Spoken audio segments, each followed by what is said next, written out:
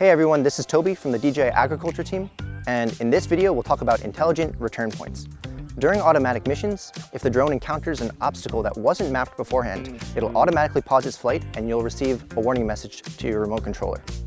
If this happens, you can use intelligent return points to resume the mission.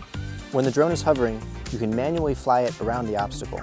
Then select the return point to resume the mission. There are two return points, 1 and 2. Select return point 1 if the obstacle only blocks part of the route.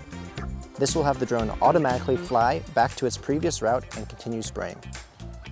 Select return point 2 if the obstacle is big and blocks the entire path forward. This will have the drone skip the rest of the blocked path and resume spraying from the next route line.